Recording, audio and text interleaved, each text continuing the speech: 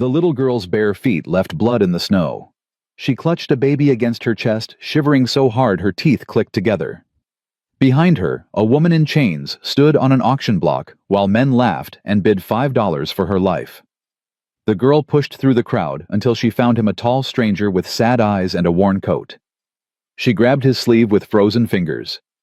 "Please, mister, buy us before they do. We'll be good. I promise we'll be so good."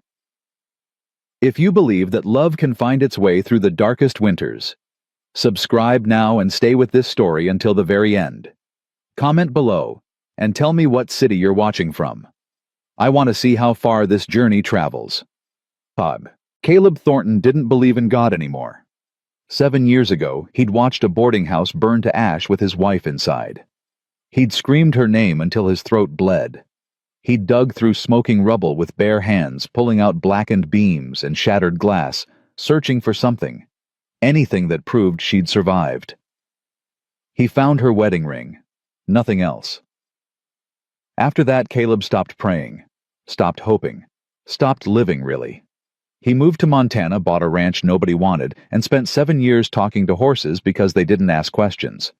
Today he'd come to Blackwater Junction for feed. Just feed.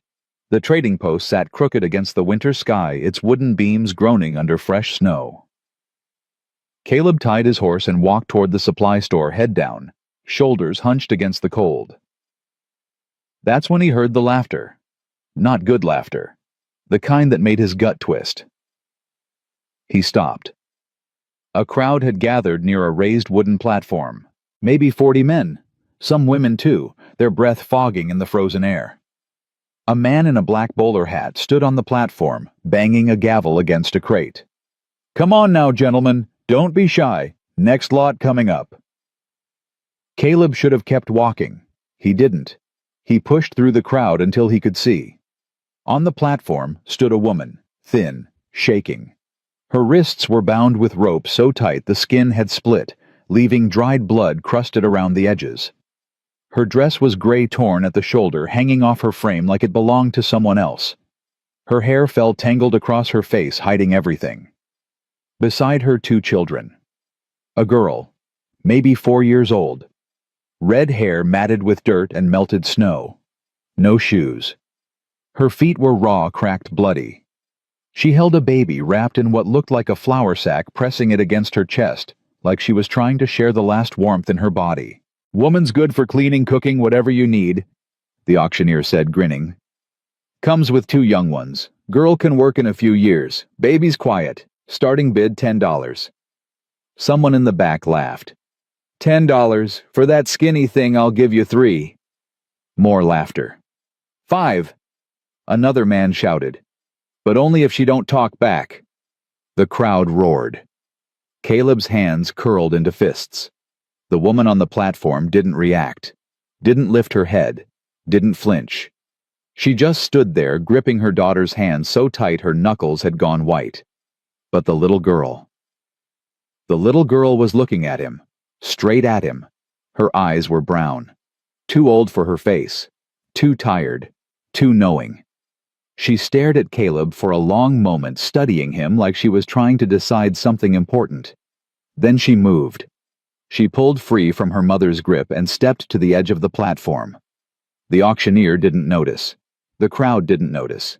But Caleb noticed. She climbed down the steps one at a time, her bloody feet leaving prints on the wood. She walked through the crowd.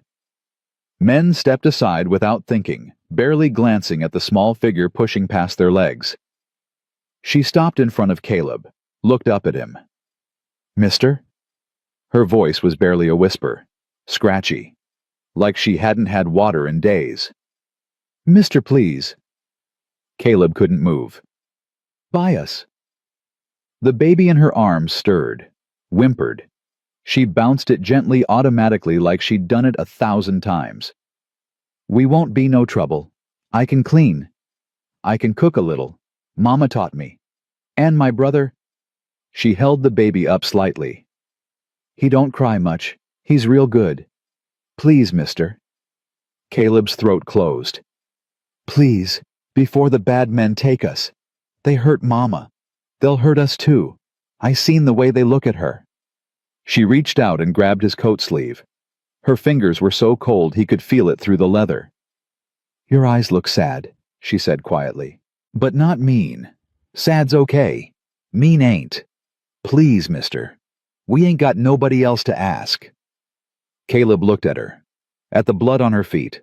At the baby shivering in her arms. At the hope in her eyes, fragile, desperate, barely surviving. He thought about his wife. He thought about the child they'd never had. He thought about 7 years of silence and snow, and nothing. "Stay here," he said. His voice sounded strange, rough, like he'd forgotten how to use it.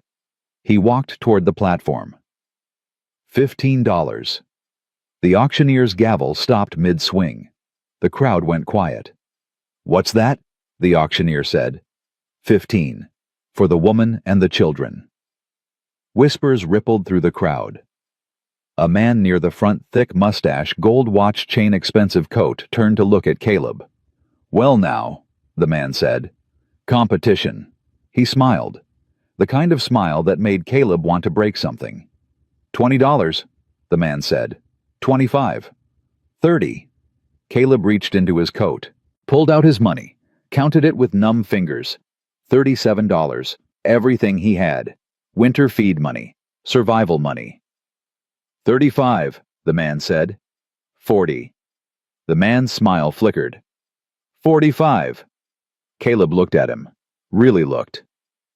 50. He didn't have 50. He had 37. But something in his voice made the man hesitate. $50, the auctioneer repeated, eyebrows raised.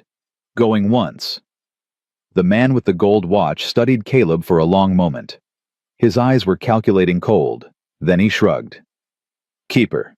She's more trouble than she's worth anyway. Woman tried to run twice. Nearly broke my brother's arm before he died." He turned and walked away, his boots crunching in the snow. "Sold."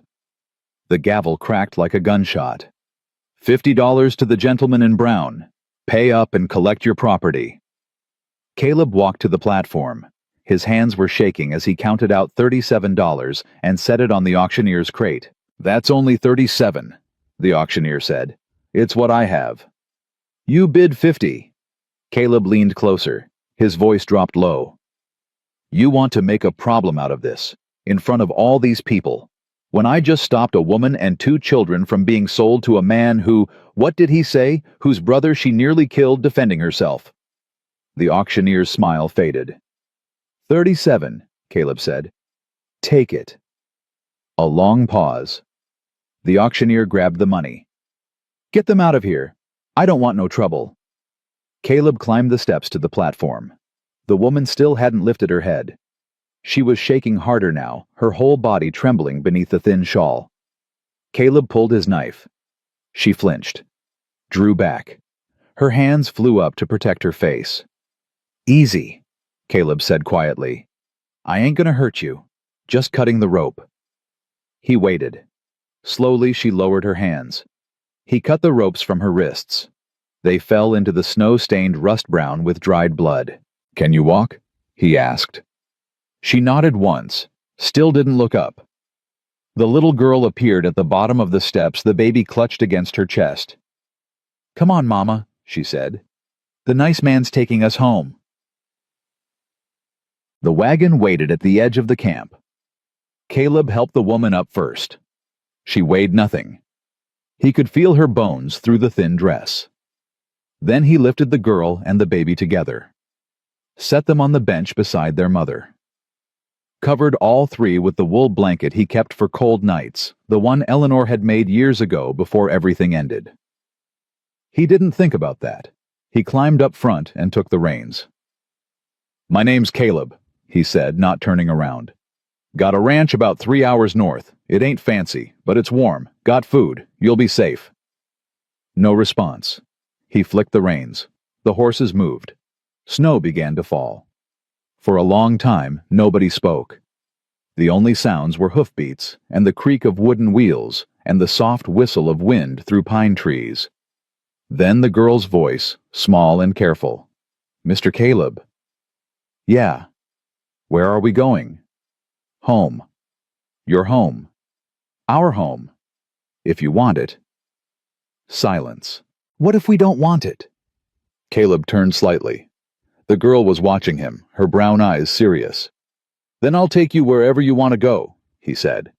But you'd be doing me a kindness if you stayed a while. Place gets lonely. The girl considered this. Mama, she said, did you hear he said we can stay? The woman didn't answer, but her hand moved slowly across the bench until it found her daughter's shoulder and squeezed. My name's Lily, the girl said. Like the flower. Mama named me that because lilies come back every spring even when winter's real bad. She said that's what she wanted me to be, something that don't give up. That's a good name, Caleb said. Thank you. This here's my brother. She adjusted the baby in her arms. He don't got a name yet. Mama said we'd give him one when we found somewhere safe. Well, Caleb looked ahead at the snow-covered trail. Maybe you found it. Lily nodded slowly. Maybe we did. Bored. An hour into the journey, the storm hit. It came fast, one moment, light snowfall the next, a wall of white, so thick Caleb couldn't see the horse's ears. Wind screamed through the trees, rocking the wagon, clawing at the blanket covering the woman and children. Hold on, Caleb shouted over the gale. There's a ridge ahead. We can shelter there. The horses struggled forward. Snow piled against the wheels, slowing them, stopping them. The wagon lurched. Stuck. Caleb jumped down into snow up to his knees. He tried pushing, tried pulling. The wheels wouldn't budge. We gotta walk, he said, climbing back up. It's not far, half a mile, maybe less. There's a rock overhang, we can wait out the worst of it there. The woman was already moving. She climbed down, pulling her shawl tight, and reached up for the children. I'll carry the baby, Caleb said. You take Lily. For the first time, the woman's head lifted. No. Her voice was rough, damaged, like something had scraped it raw. No, she said again. I carry my children. She took Lily in one arm, the baby in the other, and started walking. Caleb stared after her for a moment. Then he grabbed the emergency pack from under the wagon seat and followed. The half-mile felt like 10. Wind cut through Caleb's coat like it wasn't there. Snow stung his eyes, filled his boots, turned his fingers numb inside his gloves. Twice, he stumbled. Once he fell. But he kept his eyes on the woman ahead of him. She walked without stopping, without slowing. The children clutched against her chest. Her thin body bent against the wind, like a tree refusing to break. Caleb had known strong men who would have given up in this storm. She didn't even pause. Finally, the ridge appeared through the white. A rock overhang jutted out from the hillside, creating a natural shelter, just deep enough to block the wind. They staggered inside. Caleb immediately set to work, gathering what dry brush he could find, piling it against the back wall, striking flint until a small flame caught and grew. The woman sat with her back against the rock, Lily on one side, the baby on the other. She was shaking violently now, her lips blue, her wet dress clinging to her bones. Here. Caleb pulled off his coat and held it out. She didn't take it. Ma'am, you'll freeze to death. And you won't. I run hot. Please. She looked at the coat, at him. Something shifted in her eyes, suspicion warring with desperation. She took it, wrapped it around herself and the children. The baby started crying weak, hungry cries that echoed off the stone walls. He needs to eat, Lily said quietly. Mama ain't got nothing to give him, not for 2 days now. Caleb dug through his pack, found a canteen of water and a strip of dried beef. He chewed the beef until it was soft, then mixed it with water in his palm and held it out. Try this. Won't fill him up, but it might quiet him. Lily took the mixture carefully, dipped her finger in it. Let the baby suck. The crying stopped. Thank you, Lily whispered. Caleb nodded. He sat across from them, feeding sticks to the small fire, watching the flames dance.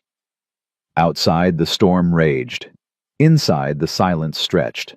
You didn't have to do this, the woman said finally. Caleb looked up. It was the most she'd said since the auction. "No," he agreed. "I didn't." "Then why?" He thought about lying, thought about saying something noble or righteous. Instead, he told the truth. 7 years ago, my wife died in a fire. Or I thought she died. They found a body, found her ring. I buried what was left and moved out here to forget. I haven't done much of anything since. Just existed. He poked the fire with a stick. When your girl came up to me when she asked me to buy you, something happened. I don't know what. I just knew I couldn't walk away. Couldn't watch and do nothing. Not again. The woman was quiet for a long time. Then, your wife. What was her name? Eleanor. Caleb's voice caught on the word. Eleanor Margaret Thornton. She was a teacher before we married. Smartest woman I ever knew. Stubborn, too. Used to say... He stopped. The woman had gone rigid. Lily was staring at her mother with wide eyes. "Mama?" Lily said. "Mama, what's wrong?" The woman's hand moved slowly to her chest. She pulled something out from beneath her dress, a small locket on a thin chain, tarnished and dented. Her fingers trembled as she opened it. She held it toward the fire. Inside was a tiny daguerreotype, faded and cracked, but clear enough. A man and a woman on their wedding day. The man was Caleb. The woman was, "Oh my God!" Caleb breathed. He lunged forward, snatched the locket, held it up to the firelight with shaking hands. It was their wedding photograph. The only copy. He'd thought it burned with everything else. He looked at the woman. Really looked. Past the tangled hair, past the bruises, past the hollow cheeks and the shadowed eyes. And he saw her. Eleanor. His voice cracked on the name, broke on it. The woman Eleanor, his wife, his dead wife. She was crying, silent tears streaming down her face, catching firelight, turning gold. "Caleb," she whispered. "I thought you were dead. They told me you were dead. They said, I'm not dead." He grabbed her hands, held them like they were the only real thing in the world. "Eleanor. Eleanor, look at me. I'm right here. I'm alive. You're alive. How is this? Mama." Lily's voice was small, scared. "Mama, who is this man?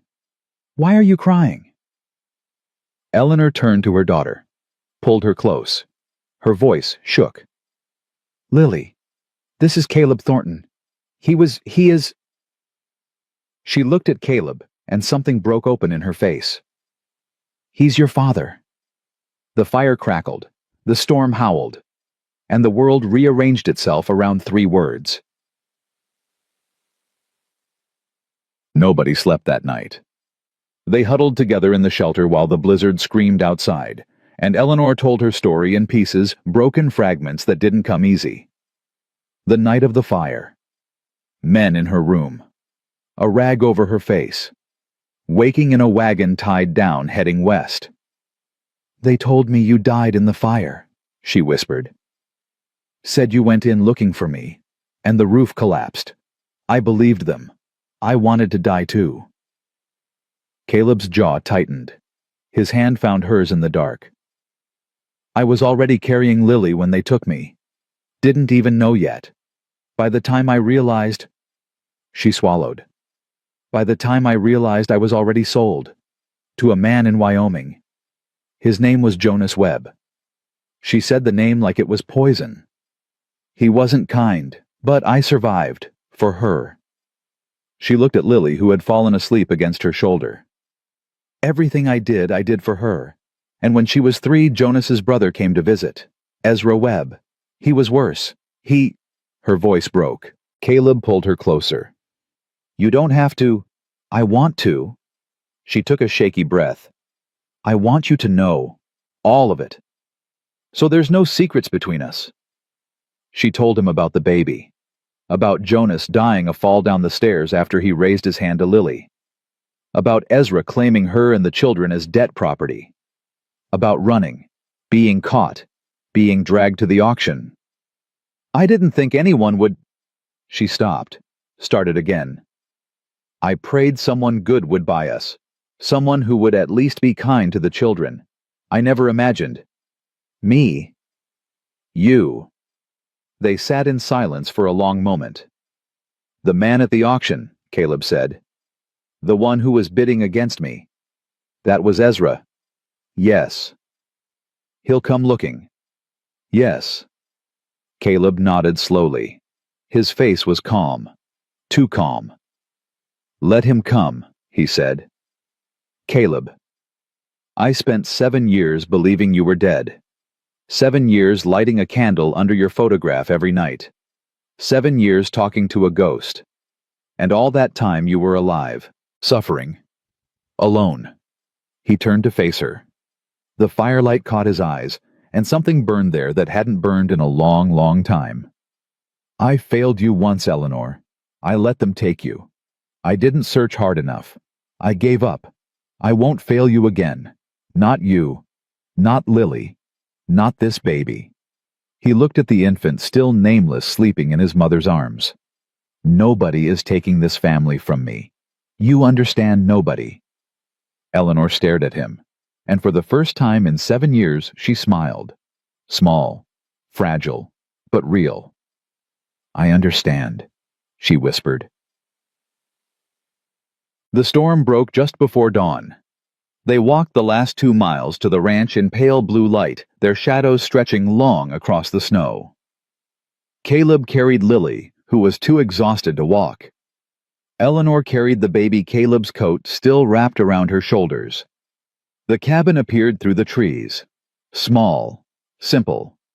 A log structure with a stone chimney. A covered porch, a barn, and stable nearby. Smoke still rose from the embers Caleb had left burning the day before. "It ain't much," Caleb said. Eleanor looked at the cabin, at the porch, at the rocking chair by the door. "It's perfect," she said. They went inside. Caleb built up the fire, found clean clothes, his clothes too big for her, but warm and dry. Made coffee, heated water for washing. Laid out bedding in the spare room. Eleanor moved through the space, slowly touching things. The kitchen table, the iron stove, the books on the shelf. "You kept them," she said quietly, pulling out a worn copy of poetry. "My books, from before. Everything I could save from the fire." Caleb's voice was rough. "Wasn't much, but I couldn't let go of what was left." She opened the book. Inside the front cover in faded ink, "For my darling Caleb. May we never run out of words. E." She closed her eyes. "Eleanor." She turned. Caleb stood in the doorway holding something in his hands. A small wooden box polished dark with age. "I was going to give this to you the night of the fire," he said. "Our anniversary present. I found it in the rubble somehow. Kept it all these years. Waiting. I don't know what I was waiting for."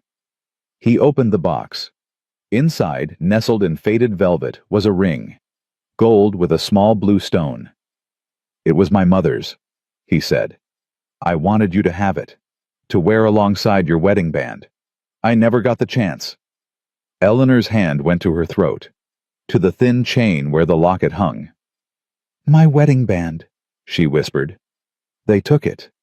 First night they had me. Said I wasn't married anymore. Said I belonged to them now."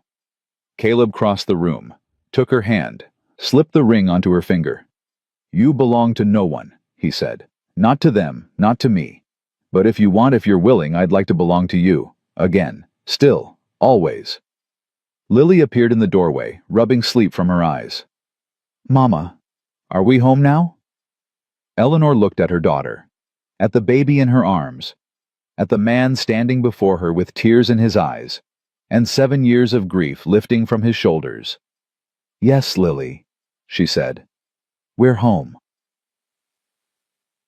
That night, after the children were asleep, Caleb sat on the porch. The stars were out, thousands of them scattered across the black sky like promises. The door opened behind him. Eleanor stepped out wrapped in a quilt and sat in the rocking chair beside him. Neither spoke for a long time. Then Eleanor said, "Ezra Webb is dangerous, Caleb. He has money, connections, men who do what he tells them. He won't just let us go." "I know." "What are we going to do?" Caleb looked at the stars. "Before the fire," he said slowly, "I was a circuit judge, rode from town to town holding court, upholding the law. I believed in justice back then, believed that doing the right thing mattered, that truth won." He paused. "When I thought you died, when I thought my verdict against Judge Warren got you killed, I stopped believing. Walked away from all of it. Told myself the law was a lie, that fighting only brought pain." Eleanor waited. "But now..." Caleb turned to face her. "Now I have something worth fighting for. And I'm done running, done hiding. Ezra Webb wants to come after this family, fine. Let him come. But he's not fighting a broken man with nothing to lose. He's fighting a man who just got everything back." He stood up, extended his hand. "We do this together, Eleanor, you and me, like we should have from the start." She took his hand. "Together," she agreed. They stood there in the starlight, side by side, two people who had been through fire and separation and 7 years of silence. The battle ahead would be hard, but they would face it the same way they faced the storm together. And this time, neither of them would let go. The first week passed like a held breath. Eleanor woke before dawn each morning, old habits carved deep by years of servitude. She would lie still in the darkness, listening for footsteps, waiting for commands that never came. Then she would remember where she was, and her chest would loosen just enough to breathe. Caleb gave her space. He understood something had broken inside her that couldn't be fixed with kindness alone. So he kept his distance during the day, working the horses, chopping wood, fixing the fence that had fallen during the blizzard. But every evening he sat with her by the fire, and they talked. Sometimes about the past. Sometimes about nothing at all. Sometimes they just sat in silence, and that was enough. Lily adapted faster than either of them expected. By the third day, she was following Caleb to the barn, asking questions about the horses, wanting to help with everything. She named the chestnut mare Penny, after her flour sack doll, and Caleb pretended that was the horse's name all along. "Mr. Caleb?" she asked one morning, watching him brush Penny's coat. "Yeah? Are you really my papa?" Caleb's hand stopped mid-stroke. He set down the brush and crouched to her level. "That's what your mama says." "But you didn't know about me, before." "No, I didn't." Lily considered this, her small face serious. "Are you mad that Mama didn't tell you?" "She couldn't tell me, Lily. Bad people kept her away. Kept both of you away. That wasn't her fault. And it sure wasn't yours. But are you happy that I'm here now?" Caleb looked at this little girl, with her mother's red hair and her own fierce spirit. 4 years old, and she'd already survived more than most grown men. "Lily," he said quietly, "I spent 7 years thinking I had nothing left. No family. No reason to keep going. Then you walked up to me in that snow and asked me to buy you, and everything changed." He took her small hand in his. "I'm not mad. I'm not disappointed. I'm grateful. You understand? You and your mama and your brother, you're the best thing that's happened to me in a long, long time." Lily stared at him. Her lip trembled. Then she threw her arms around his neck and held on tight. "I wanted a papa," she whispered into his shoulder. "I prayed for one every night. Mama said God don't always answer prayers, but maybe sometimes he does." Caleb closed his eyes and held her. "Maybe sometimes he does," he agreed.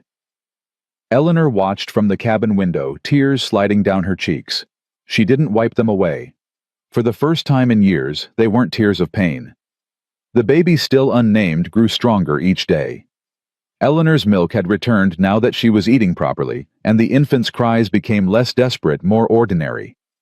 Hungry cries, tired cries, the normal sounds of a child who expected to be cared for. "We should name him," Caleb said one evening, watching Eleanor nurse the baby by the fire. "I know." She stroked the baby's dark hair. "I kept waiting." Didn't want to name him after his father. Didn't want that man's mark on him. What about your father's name? Henry. Henry Sullivan. She tested it quietly. Henry. Henry Thornton, Caleb said. Eleanor looked up sharply.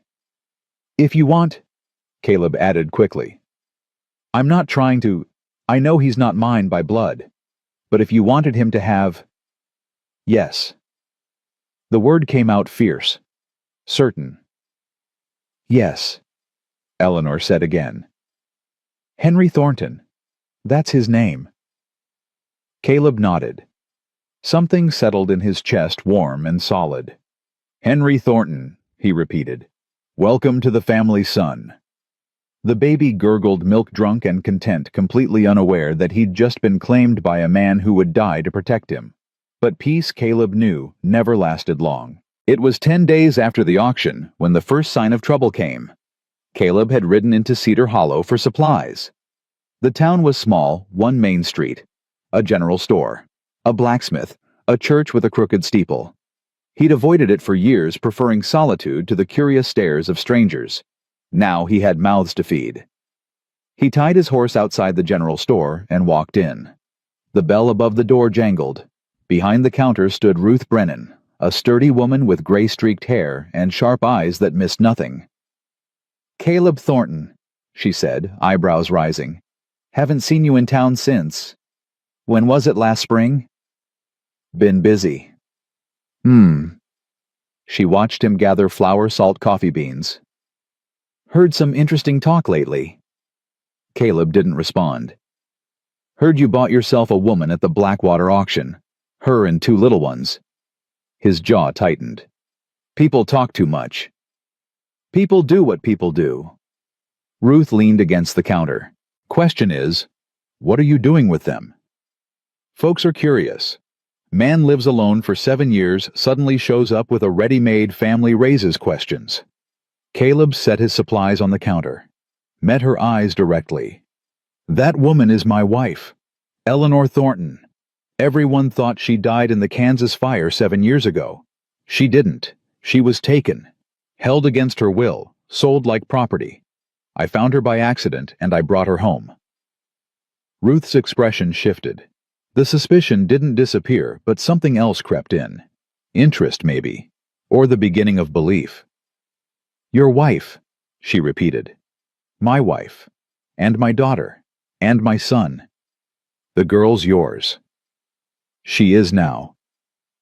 Ruth studied him for a long moment. Then she began tallying his purchases. Ezra Webb was in town yesterday, she said, not looking up. Asking questions. Wanted to know if anyone had seen a red-haired woman with 2 children.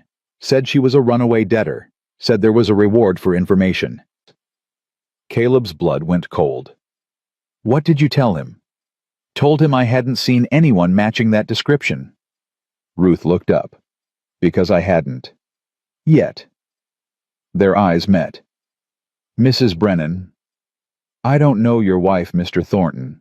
Don't know her story. But I know Ezra Webb. Knew his brother Jonas, too, before he died. Her voice hardened.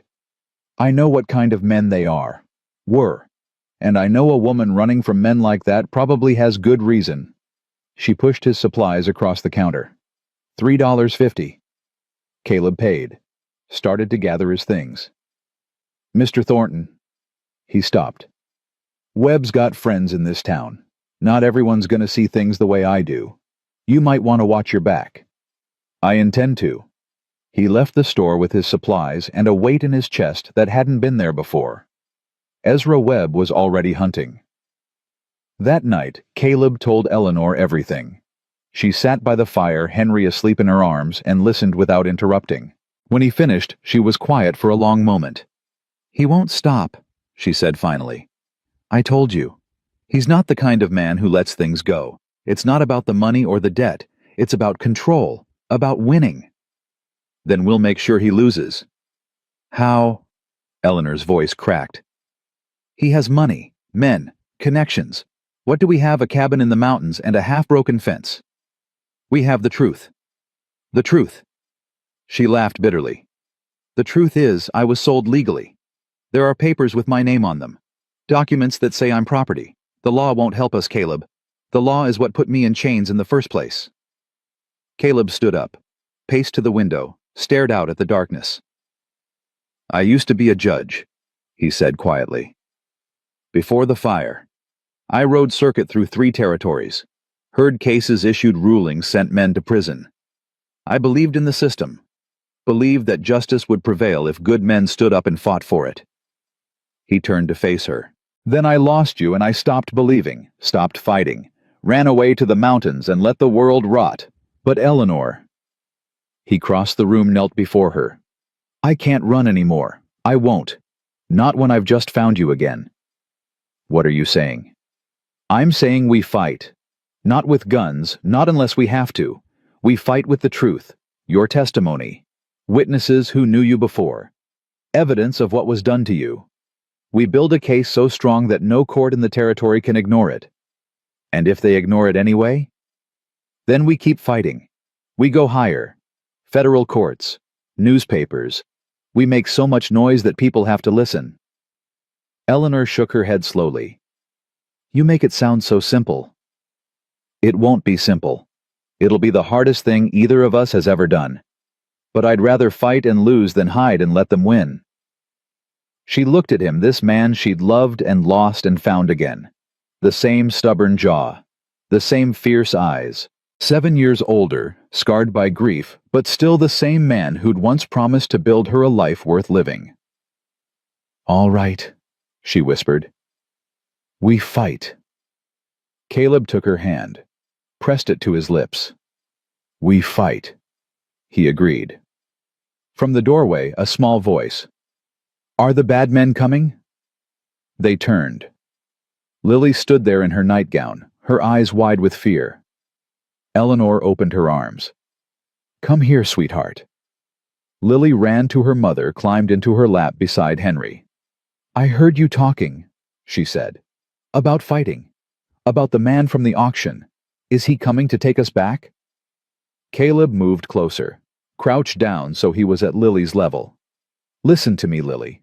Nobody is taking you anywhere. Not that man. Not anyone. You understand? But what if he brings lots of people? What if he has guns? Then I'll have guns too. What if he tries to hurt Mama? He won't get close enough." Lily's lip trembled. "Promise?" Caleb looked at Eleanor, at Henry sleeping peacefully, at this little girl who'd already seen too much darkness for her short life. "I promise," he said. "On my life, Lily. On everything I am. Nobody hurts this family, not while I'm breathing." Lily studied his face the way she had at the auction, searching for truth, for safety, for something to believe in. She found it. "Okay," she said quietly. She leaned forward and kissed his cheek. "I believe you, Papa." It was the first time she'd called him that. Caleb's throat closed. He couldn't speak, could barely breathe. Eleanor's hand found his shoulder, squeezed gently. "Come on, Lily," she said softly. "Back to bed. It's late. Will you sing the song you used to sing before the bad times?" Eleanor hesitated. Then she nodded. Caleb watched them go, his wife, his daughter, his son, and something shifted inside him. Something that had been frozen for 7 years finally cracked and thawed. He had a family again. And God help anyone who tried to take them away. 3 days later, Doc Henry Ashford came to visit. Caleb had known the old doctor for years, one of the few people in the territory he considered a friend. Ashford had tended to Caleb's injuries more times than either of them could count, and he'd never asked questions that weren't his business. He rode up to the cabin around noon, his medical bag strapped to his saddle, his white hair wild from the wind. "Heard some rumors," he said, dismounting stiffly. "Thought I'd see for myself." "Come inside. Coffee's hot." Ashford followed him in. Stopped short when he saw Eleanor at the table, Henry in her arms. "Well," he said slowly. "Well. Doc, this is Eleanor. My wife." "Your wife." Ashford's eyebrows climbed toward his hairline. The wife everyone said died in a fire 7 years ago. The same. I see. He walked closer, studying Eleanor with professional interest. Ma'am, I'm Henry Ashford, town doctor. I've known Caleb here since he first moved to these parts. Mind if I take a look at you and the children, just to make sure everyone's healthy? Eleanor glanced at Caleb. He nodded. All right, she said quietly. Ashford examined her thoroughly, but gently checking her eyes, her pulse the healing wounds on her wrists. His expression grew grimmer with each passing minute. These rope burns are recent, he said. Past few weeks. And this bruising on your ribs someone hit you. Hard, multiple times. Her previous situation was not kind, Caleb said flatly. I can see that. Ashford moved on to Lily, who submitted to his examination with suspicious eyes, but didn't protest. Child's malnourished but otherwise healthy. Feet are healing well. She's resilient, this one. She is. Eleanor agreed. Finally, the baby. Ashford held Henry, carefully checking his reflexes, his breathing, his eyes. Good, strong boy, he pronounced. Bit small for his age, but he'll catch up now that he's getting proper feeding. He handed Henry back to Eleanor. You're all going to be fine, physically at least. The rest? He glanced at Caleb. The rest takes time. We have time, Caleb said. Ashford settled into a chair, accepting the coffee Caleb offered. He drank deeply, then fixed Caleb with a steady gaze. I heard Ezra Webb was in town. I heard that too. He's trouble, Caleb. Serious trouble. His brother was bad enough, but Ezra's worse, smarter, more patient. And he holds grudges like other men hold on to gold. I'm aware. Are you? Because I also heard he's been talking to Sheriff Rawlings, showing papers. Claims Mrs. Thornton here is a runaway debtor. Says he has legal right to reclaim her and the children. Eleanor's hand tightened on Henry. Lily, who had been playing quietly in the corner, went still. Those papers are forged, Caleb said. Every one of them. Eleanor was never in debt. She was kidnapped, held against her will, sold like livestock. I believe you. But Sheriff Rawlings might not. He's not a bad man, but he follows the letter of the law, and if Webb's papers look official enough, then we'll prove they're forgeries. How? Caleb leaned forward. You knew me before Doc, knew what I did. I was a circuit judge for 8 years. I know how the law works. I know how to build a case, gather evidence, present testimony. We're not fighting this with guns. We're fighting it with truth. Ashford studied him for a long moment. You really think you can win against a man like Webb? I have to. There's no other option. The old doctor sighed, rubbed his eyes with weathered hands. All right, he said finally. What do you need? Witnesses. Anyone who knew Eleanor before the fire. Anyone who can testify she was taken against her will. Anyone who's seen how Webb treats the people he owns. And I need you to document everything: her injuries, the children's condition. Make it official. Put your name on it. Ashford nodded slowly. I can do that. There's one more thing. Name it. Caleb glanced at Eleanor, at Lily, at Henry. If something happens to me, if Webb or his men come when I'm not here, I need someone to protect them. Get them somewhere safe. Can I count on you? Ashford's expression softened.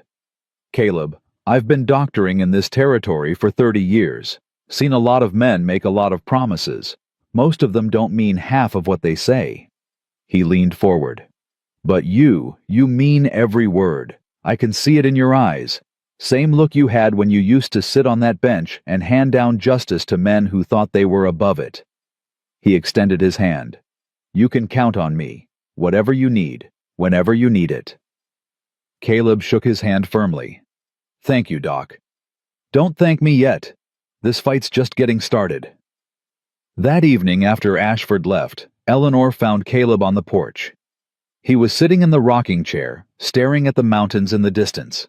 The sun was setting, painting the sky in shades of orange and pink and gold.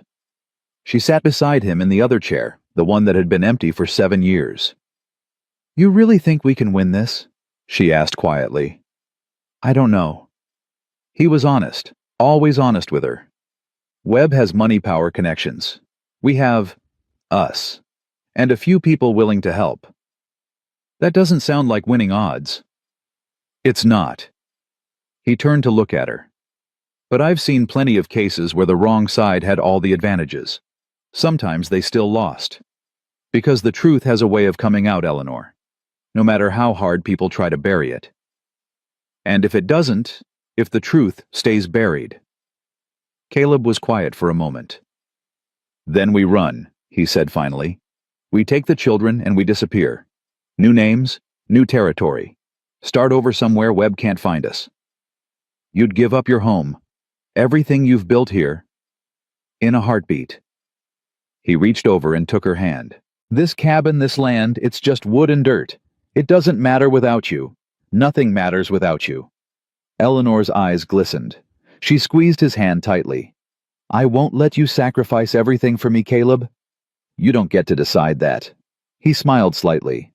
We're married, remember? That means my sacrifices are your sacrifices, and yours are mine. We're in this together, all the way.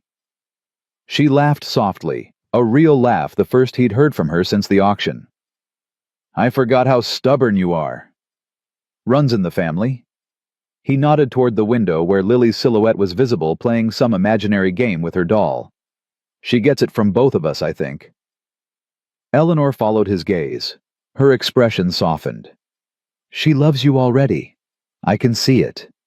The way she looks at you, like you hung the moon. She's easy to love. She is. Eleanor paused. So are you. Caleb turned to her. In the fading light, she looked like she had 7 years ago, young, hopeful, full of dreams. The bruises were fading. The haunted look in her eyes was receding.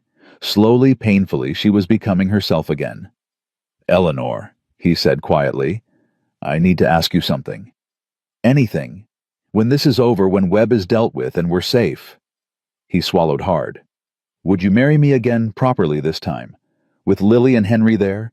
In front of the whole town if you want. I want to make it official. I want everyone to know you're my wife. Not because I bought you at an auction, but because you chose me. Because we chose each other. Eleanor's breath caught. For a long moment she didn't speak.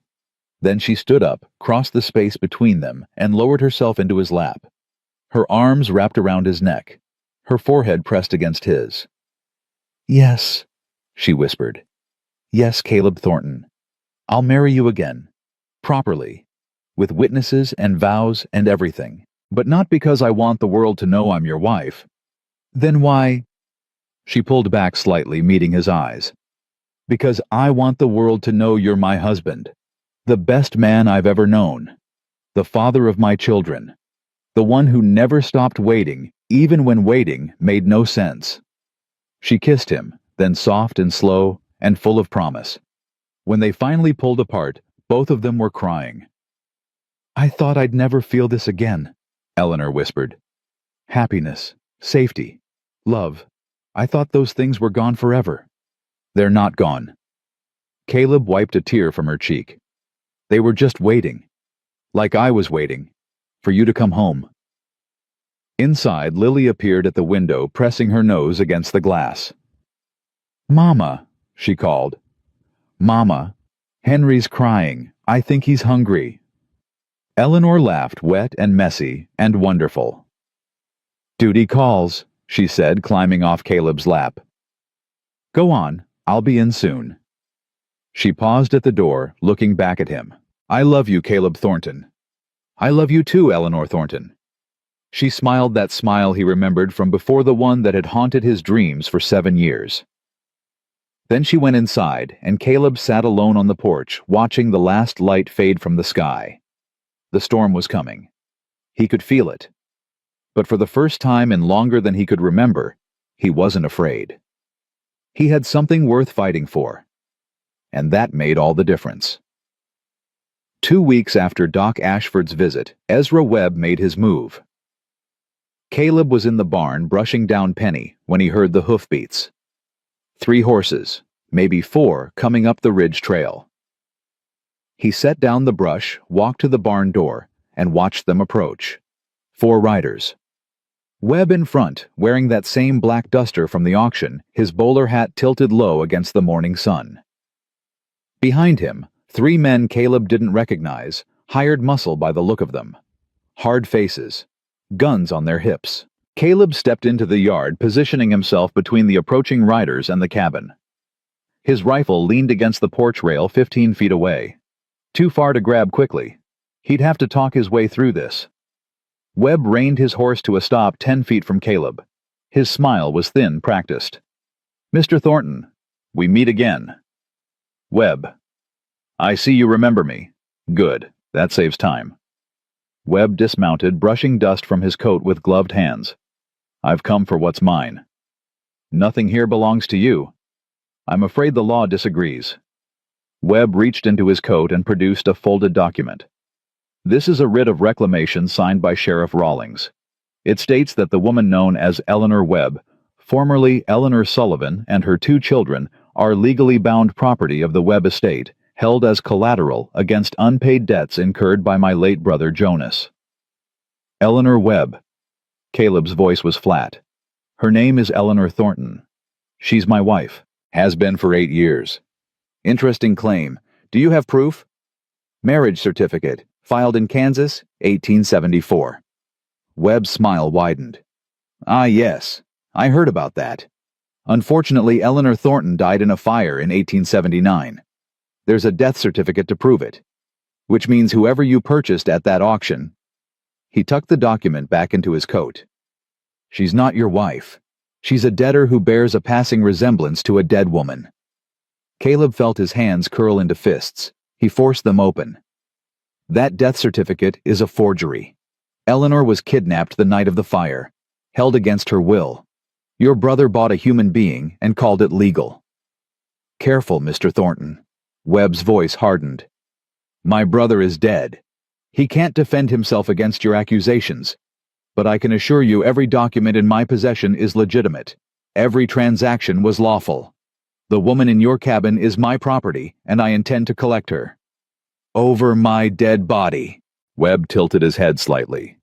"That can be arranged." For a long moment, neither man moved. Then the cabin door opened. Eleanor stepped onto the porch. Her chin raised, her shoulders straight. Behind her, Caleb caught a glimpse of Lily's face in the window, pale, frightened, watching. "Mr. Webb," Eleanor said. Her voice was steady, but Caleb could see her hands trembling at her sides. "We need to talk." Webb's eyes lit up. "Ah, there she is. The runaway herself. My dear Eleanor, you've caused quite a bit of trouble." "I'm not your dear anything." Eleanor walked down the porch steps, moving to stand beside Caleb. "And I'm not your property. I never was." "The documents say otherwise." "The documents are lies. Every one of them. And I can prove it." Webb raised an eyebrow. "Can you now?" "I was kidnapped from a boarding house in Kansas on the night of April 17, 1879. 2 men drugged me and carried me out the back while the building burned. I was transported to Wyoming against my will and sold to your brother like cattle. I was held for 5 years. Beaten. Starved. Forced to work without pay. When Jonas died, you took ownership of me and my children without my consent." She took a step forward. Her voice rose. "I have witnesses. I have testimony. I have a doctor's report documenting every scar, every healed fracture, every sign of abuse I suffered under your family's care. And I have a husband, my real husband, who happens to be a former circuit judge with 8 years of experience in territorial law." Webb's smile faltered. Just slightly. But Caleb saw it. "You think that matters," Webb said. "You think a few sob stories and a sympathetic doctor will override legal documents signed by a county sheriff. I think," Eleanor said, "that when this goes before a federal court, and it will go before a federal court, your documents won't hold up. Because they're forgeries. And forgery is a crime, Mr. Webb, a serious one." "Federal court." Webb laughed. "You're dreaming. No federal judge is going to take the word of a runaway debtor over a respectable businessman." Maybe not. But they might take the word of 3 other women. Webb went still. What did you say? Eleanor's eyes were cold, hard. Caleb had never seen her look like this before. Your brother wasn't just collecting debts, Mr. Webb. He was collecting women. I wasn't the only one he bought, and I wasn't the only one he hurt. I've been writing letters, sending inquiries, and I've found 3 others who are willing to testify. 3 women who can confirm exactly what kind of operation your family was running. Webb's face darkened. The practiced smile was gone now, replaced by something uglier. You're bluffing. Am I? Eleanor reached into her apron pocket and produced a folded letter. This is from a woman named Sarah Jennings. She was held at the same house as me for 2 years before she managed to escape. She's in Nevada now. She's willing to travel for the trial. She held up another letter. This is from Martha Cole. She was sold to a rancher in Oregon after your brother decided she was too old to be useful. She remembers everything. A third letter. And this is from the sister of a woman named Rebecca Shaw. Rebecca didn't survive your brother's hospitality, Mr. Webb. But her sister has been gathering evidence for 3 years waiting for someone to come forward. Now someone has. Eleanor tucked the letters back into her pocket. So here's what's going to happen. You're going to get back on your horse. You're going to ride out of here. And you're never going to come near my family again. Because if you try to take me or my children, I will bring down the full weight of federal law on your head. I will destroy your reputation. I will take every penny you own, and I will make sure you spend the rest of your life in a prison cell. Silence. Webb stared at her. His jaw worked. His hands clenched and unclenched at his sides. Then he laughed. It was a cold sound, hollow. Well, he said. Well, well. Jonas always said you had fire. I didn't believe him until now. He mounted his horse, gathering the reins. You think you've won something here today, Mrs. Thornton, but you haven't. You've just made things harder for yourself. I have resources you can't imagine, friends in places you can't reach. This isn't over. Yes, it is, Eleanor said. You just don't know it yet. Webb's eyes moved from Eleanor to Caleb. Something flickered there, calculation maybe, or the first seeds of doubt. We'll see, he said softly. We'll see. He turned his horse and rode away, his men following. They disappeared down the ridge trail without looking back. Caleb didn't move until the hoofbeats faded entirely. Then he turned to Eleanor. 3 women, he said. She nodded. Her hands were shaking harder now, the adrenaline wearing off. You never told me you were writing letters. I wasn't sure anything would come of it. Didn't want to get your hopes up. Eleanor. He stepped closer, took her trembling hands in his. That was... I've never seen anything like that. You faced him down, made him back off. For now. Her voice cracked slightly. He'll be back. You heard him. He's not going to let this go. No. But neither are we.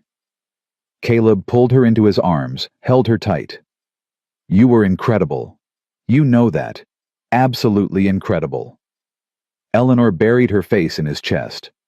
I was terrified. Couldn't tell. Liar. He laughed a real laugh, warm and relieved. Maybe a little. But it doesn't matter. You stood up to him. You had evidence. You had a plan. Eleanor, you might have just saved this family. Not yet. She pulled back, looking up at him. This is just the beginning. We need to get those testimonies formalized. We need to file with the federal court. We need to build a case so strong that no one can tear it down. Then that's what we'll do. The cabin door burst open. Lily came running out, tears streaming down her face. Mama! Mama, are the bad men gone? Eleanor scooped her up, holding her close. They're gone, sweetheart. They're gone. Are they coming back? Maybe. But not today. And when they do come back, we'll be ready. Lily sniffled, wiping her nose on Eleanor's shoulder. You yelled at them. I saw. You were so brave, Mama. Your mama's the bravest person I know. Caleb said quietly. Eleanor looked at him over Lily's head. Her eyes were wet, but she was smiling. I learned from the best, she said. That afternoon, they gathered around the kitchen table, Caleb, Eleanor, and Doc Ashford, who had ridden out as soon as he heard about Webb's visit. He'll petition the county court first, Ashford said, studying the letters Eleanor had shown him. Try to get a local ruling before you can escalate to federal jurisdiction. You need to move fast. How fast? Caleb asked. Days, not weeks.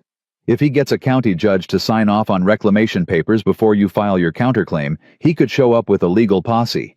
And at that point, resisting would make you outlaws, not him. Eleanor's face paled. Can he really do that? Webb has money and connections. He's done it before to others. The trick is getting ahead of him, filing first, making enough noise that the county court can't act without scrutiny. Caleb stood up pacing. What do we need? Sworn affidavits from your witnesses, a formal petition to the federal court in Helena, documentation of Eleanor's identity, your marriage certificate, any letters or photographs from before the fire, and testimony from anyone who can verify she was taken against her will. The woman at the auction, Eleanor said suddenly. The one who recognized me. She said her sister worked at the house in Kansas. Do you know her name? No, but Ruth Brennan might. She seemed to know everyone in town. Caleb grabbed his coat. I'll ride to Cedar Hollow tonight, talk to Ruth, see if she can help us track down that woman. I'll come with you, Eleanor said. No, you need to stay here with the children. If Webb comes back, I want to be here to face him. Eleanor's jaw set. But you're right. Lily and Henry need me. She grabbed his arm. Be careful, please.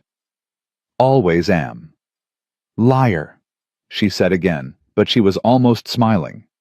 Caleb kissed her forehead, then Lily's, then Henry's sleeping face. Lock the doors, he said. Don't open for anyone you don't know. I'll be back before dawn. He rode out into the gathering dusk, his rifle across his saddle, his heart pounding with a mixture of fear and determination. The fight had officially begun. Ruth Brennan was closing up the general store when Caleb arrived. She looked up at the sound of hoofbeats, her eyes narrowing as she recognized him in the fading light. Mr. Thornton, bit late for shopping. Bit late for a lot of things. He dismounted, tying his horse to the post. I need your help, Mrs. Brennan. That's so. She crossed her arms, leaning against the doorframe. What kind of help? The woman at Webb's auction. The one who recognized my wife. She said her sister worked at a house in Kansas. Do you know who she is? Where I can find her? Ruth was quiet for a long moment. Her eyes searched his face. You're really going through with this, she said. Taking on Ezra Webb. Don't have a choice. Everyone has a choice, Mr. Thornton. Most people choose to keep their heads down and stay out of trouble. My wife spent 5 years being someone's property. My daughter was born in captivity. My son doesn't have a birth certificate because his mother was too scared to register him. Caleb's voice was steady, but there was steel beneath it. I'm done keeping my head down. I'm done letting men like Webb write the rules. Are you going to help me or not? Ruth studied him for another long moment. Then she sighed. Her name's Clara Whitfield. Lives about 2 miles east of town near the old Miller place. Her sister was Catherine Whitfield. Went missing 6 years ago. Everyone thought she'd run off, but Clara always said something wasn't right. Catherine, is she still alive? Don't know. Clara never found out what happened to her. But if anyone can tell you about that house in Kansas, it's Clara. Ruth paused. Fair warning, she's not exactly trusting of strangers, especially men. You might have better luck bringing your wife. Eleanor needs to stay with the children. Then bring Doc Ashford. Clara knows him, trusts him as much as she trusts anyone. Caleb nodded. Thank you, Mrs. Brennan. Don't thank me yet. She stepped back, starting to close the door. Webb's already been spreading talk around town. Says your wife's a criminal, a liar, a debtor trying to escape her obligations. Some folks believe him. Do you? Ruth paused. looked at him with those sharp, knowing eyes. "I believe what I see, Mr. Thornton, and what I see is a man fighting for his family against someone who's used to getting whatever he wants. That takes courage." She smiled slightly. "Or stupidity. Sometimes hard to tell the difference." "Maybe both." "Maybe so." She closed the door part way, then stopped. "Watch your back on the ride home. Webb's got men patrolling the roads after dark. Looking for someone, though I couldn't say who." Caleb's jaw tightened. "Thanks for the warning." "Good luck, Mr. Thornton. You're going to need it." The door closed. The lock clicked. Caleb mounted his horse and rode toward Clara Whitfield's homestead, the darkness pressing in around him. Clara Whitfield lived alone in a cabin that looked like it was held together by stubbornness and prayer. When Caleb approached, a shotgun barrel appeared through a gap in the shutters before he could even dismount. "That's far enough, stranger." Caleb raised his hand slowly. "Mrs. Whitfield, my name's Caleb Thornton. Ruth Brennan sent me. Said you might be able to help." "Ruth, huh?" The shotgun didn't waver. "Help with what?" "My wife, Eleanor Thornton. She was held at a house in Kansas. Same place your sister worked. We're building a case against Ezra Webb, and we need witnesses." Silence. Then slowly the shotgun withdrew. The door creaked open. Clara Whitfield was maybe 50, with gray-streaked hair pulled back in a severe bun and eyes that had seen too much. She looked Caleb up and down, assessing. "Webb," she said. "You're going after Ezra Webb." "Yes, ma'am." "You know what he does to people who cross him." "I have an idea." Clara laughed, a harsh, humorless sound. "No, you don't, but you'll learn." She stepped aside. "Come in, then. Might as well hear what you have to say." Inside the cabin was spare, but clean. Clara gestured to a chair by the cold fireplace and sat across from him, the shotgun across her knees. "Your wife was at the Kansas house," she said. It wasn't a question. "For 5 years. She was kidnapped and sold. Your sister—" "Catherine." Clara's voice caught on the name. "She went to work there thinking it was a respectable position. Housekeeper. Good wages. 3 months later, she stopped writing. When I went to check on her, they said she'd left. No forwarding address. Just gone. I'm sorry." "Sorry doesn't bring her back." Clara's fingers tightened on the shotgun. "But maybe making Webb pay for what his family did? Maybe that's something. Does that mean you'll help?" Clara was quiet for a long moment. Her eyes drifted to a small daguerreotype on the mantel, a young woman with Clara's eyes smiling at the camera. "I'll tell you what I know," she said finally. "About the house. About the men who ran it. About the women who went in and never came out. I'll sign papers. I'll testify in court if it comes to that." "It might." "Then I'll be there." Clara looked at him, and for the first time something like hope flickered in her eyes. "I've been waiting 6 years for someone to fight back. Thought it would never happen. Thought men like Webb were untouchable." "Nobody's untouchable," Caleb said. "Not when enough people stand up." "Pretty words. Hope they're true." "So do I. Mrs. Whitfield. So do I." They talked for another hour.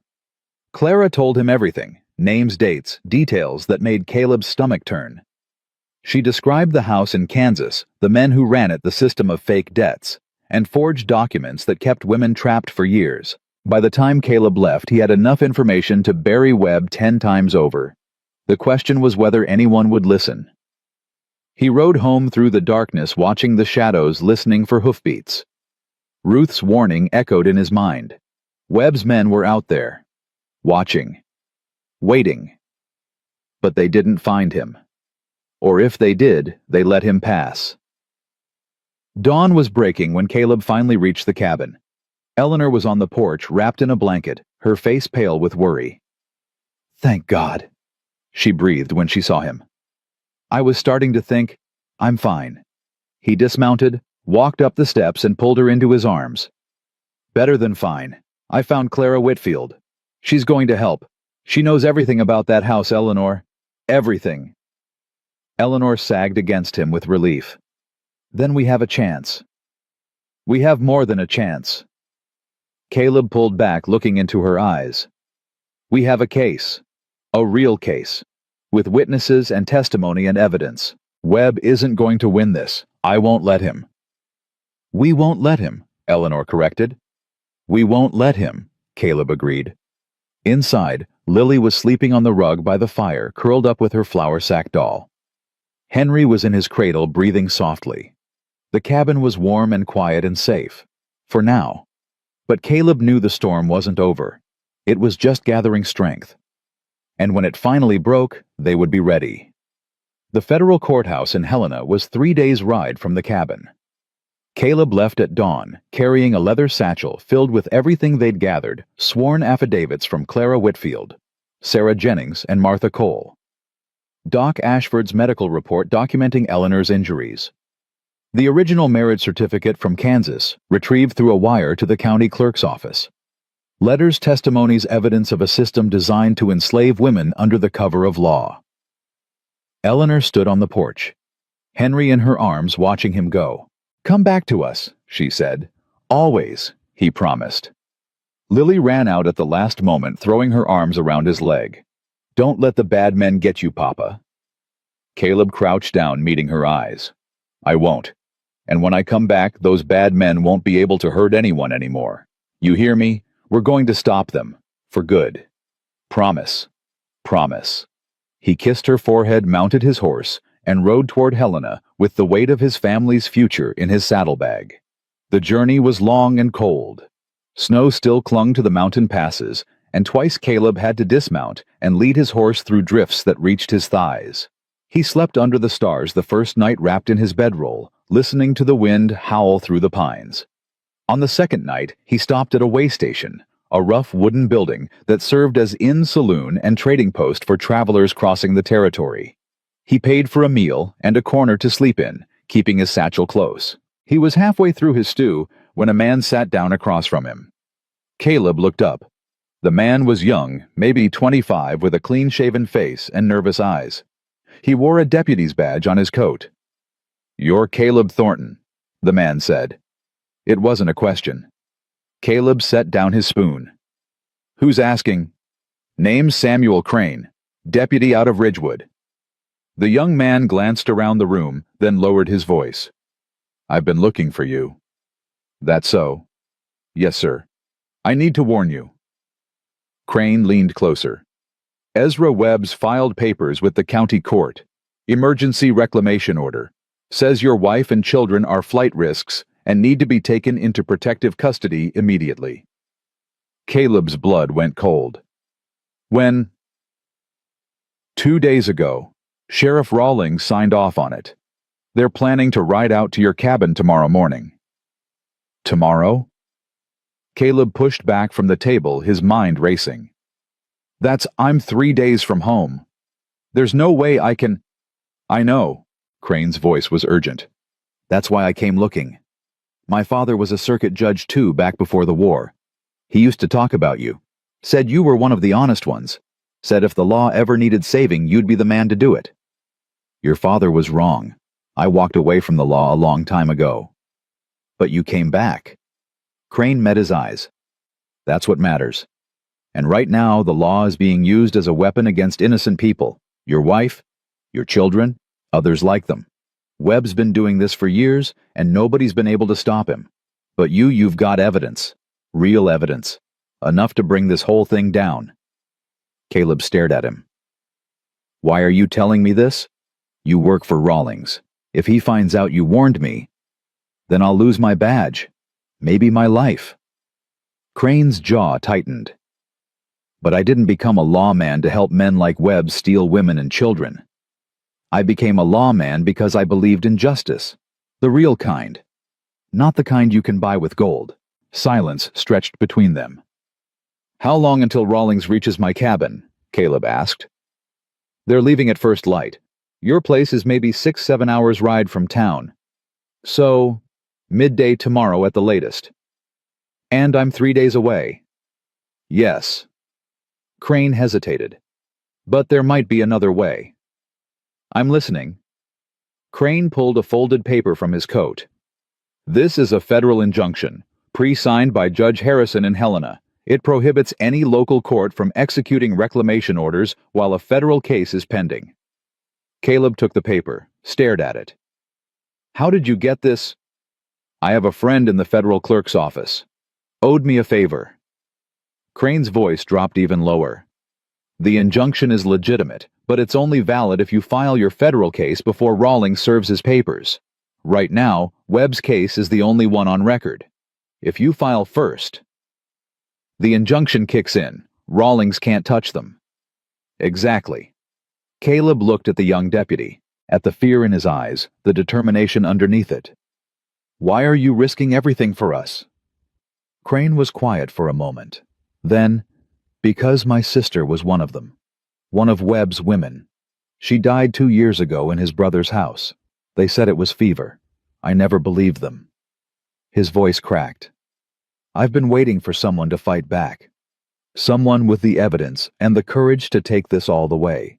When I heard about what you were doing. He took a shaky breath. I knew this was my chance. To do something. To make her death mean something. Caleb reached across the table and gripped the young man's shoulder. What was her name? Elizabeth. Elizabeth Crane. I'll remember her. When this is over, I'll make sure everyone remembers her.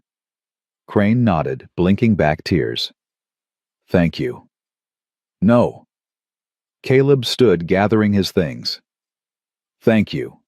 You might have just saved my family. He rode through the night. The injunction was in his satchel, pressed against his chest. The cold bit at his face, and his horse was exhausted, but Caleb pushed on. Every hour he lost was an hour closer to Rawlings reaching his cabin. To Webb getting his hands on Eleanor and the children. He couldn't let that happen. By dawn, he'd reached the outskirts of Helena. The city was just waking up, smoke rising from chimneys, shopkeepers opening their doors, carriages beginning to rattle down the muddy streets. Caleb found the federal courthouse and tied his horse outside. His legs were numb. His hands were shaking. He'd been riding for 18 hours straight.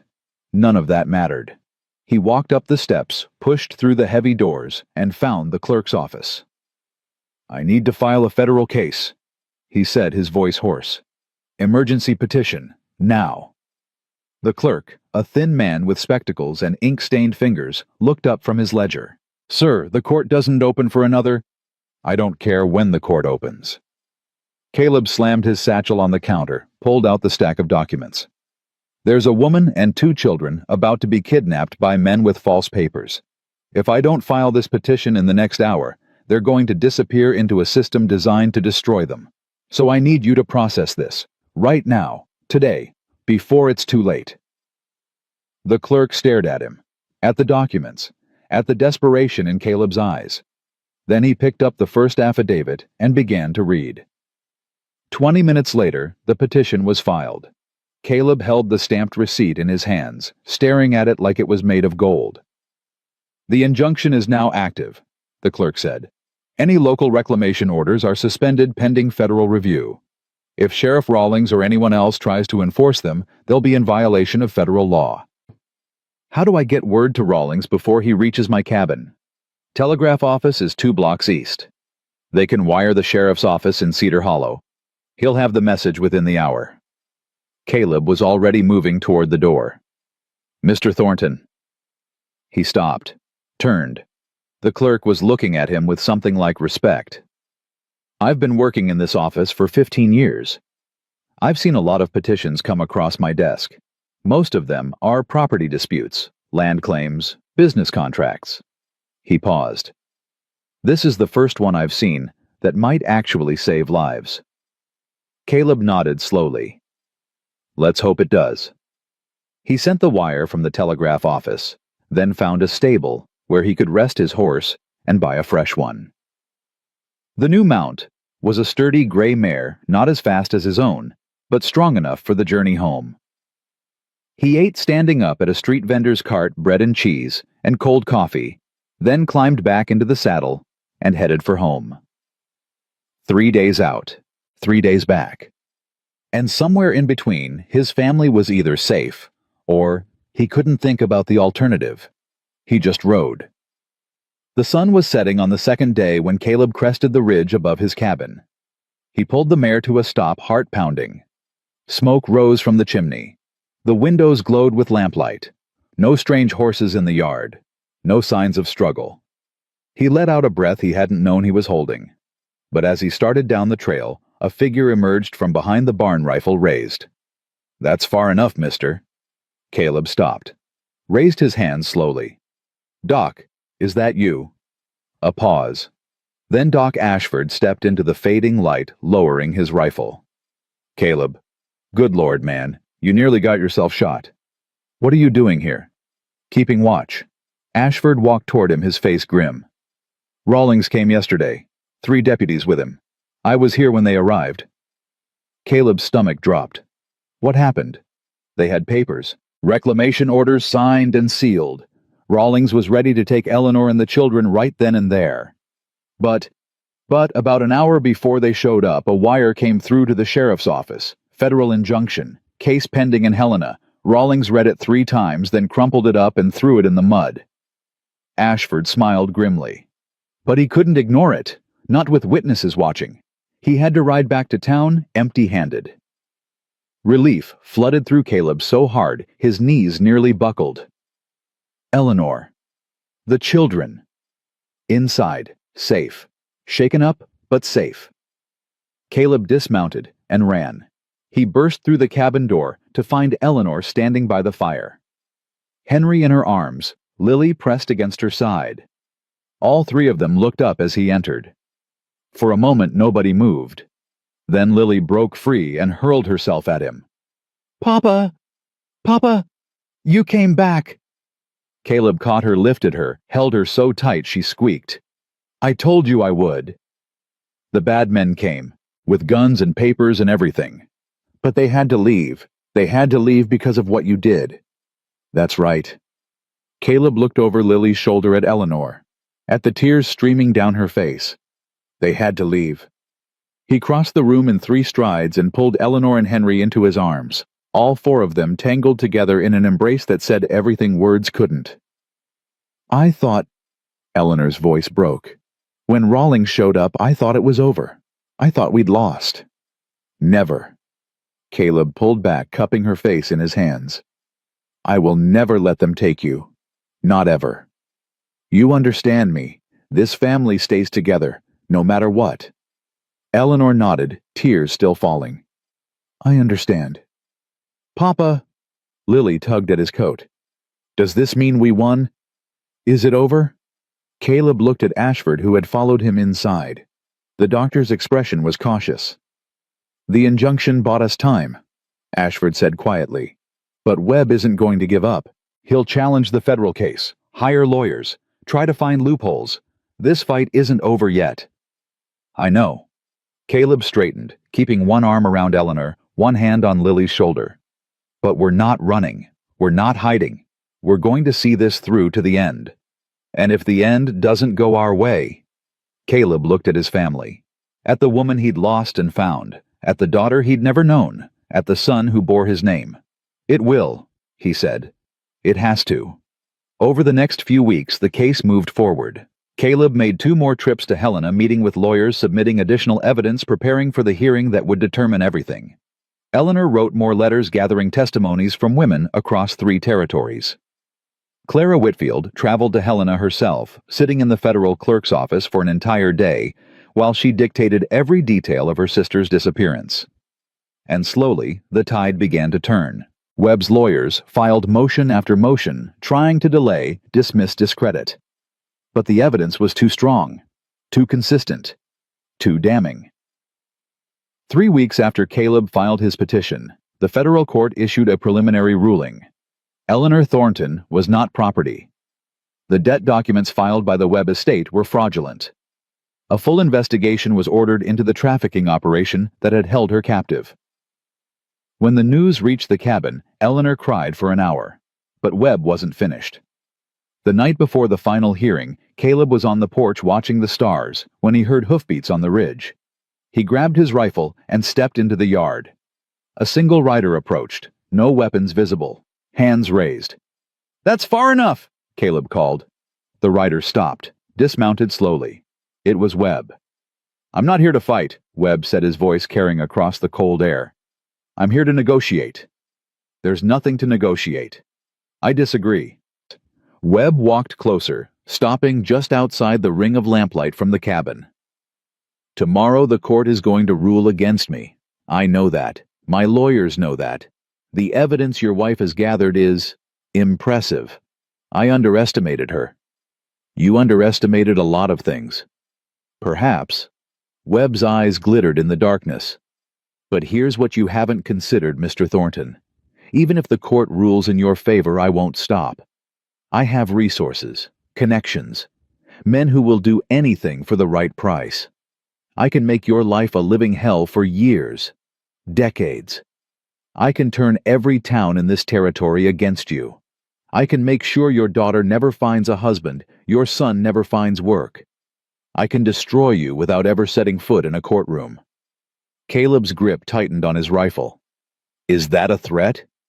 "It's a fact." Webb smiled thinly. "Unless we come to an arrangement." "What kind of arrangement?" "You drop the federal case. I drop my claim on your wife and children. We both walk away, and nobody has to spend the next 20 years looking over their shoulder." Caleb stared at him.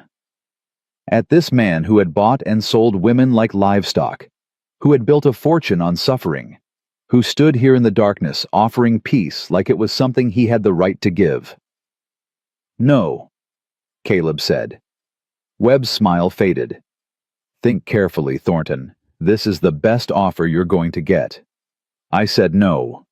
Caleb stepped forward, rifle at his side.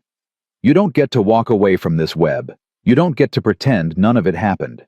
Tomorrow the court is going to rule that you and your brother ran a criminal enterprise, that you kidnapped women, forged documents, destroyed lives. And when that ruling comes down, everyone is going to know. Every newspaper, every courthouse, every town in the territory." His voice hardened. "You're finished, Webb. Not because I beat you, but because the truth beat you. And no amount of money or connections is going to change that." Webb's face contorted. For a moment, Caleb thought he might reach for a weapon, might try something desperate. But he didn't. Instead, he laughed. That same cold, hollow sound from their first meeting. "You think you've won," he said. "You think justice has prevailed. But justice is just a word, Thornton. A pretty idea that people like you cling to when they can't face reality. The reality is men like me always survive. We adapt. We find new opportunities. We rebuild. Maybe. But not here. Not anymore." Webb stared at him for a long moment. Then he turned, mounted his horse, and rode away without another word. Caleb watched until the hoofbeats faded into silence. Then he went inside, locked the door, and sat with his family until morning. The final hearing was held on a Tuesday. The courtroom was packed. Farmers and ranchers who'd traveled for days. Women who'd survived the same system Eleanor had. Journalists from 3 different newspapers. And in the front row, Clara Whitfield wearing her Sunday dress, her hands folded in her lap. Eleanor testified first. She told her story from the beginning, the fire, the kidnapping, the years of captivity. She described the house in Kansas, the men who ran it, the women who came and never left. She spoke calmly, clearly, without flinching, even when the defense attorney tried to rattle her. "Mrs. Thornton, isn't it true that you voluntarily entered into a labor contract with Jonas Webb?" "I never signed anything voluntarily. I was drugged and transported across state lines. Any documents bearing my signature are forgeries." "And yet you remained in Mr. Webb's household for 5 years. Why didn't you escape?" Eleanor's eyes met the attorney's. "Have you ever been beaten until you couldn't walk? Have you ever had your children threatened with starvation if you tried to run? Have you ever looked into the eyes of a man who owned you legally completely, and known that no one would help you if you screamed?" The attorney fell silent. "I stayed because I had no choice," Eleanor continued. "Because the system was designed to trap women like me. Because men with money and power wrote laws that turned us into property. But I never stopped fighting. I never stopped hoping.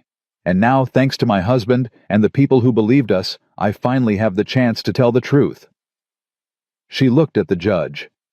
"That's all I'm asking for, Your Honor. The chance to tell the truth, and the hope that this court will listen." The judge listened. When the ruling came down, it was unanimous.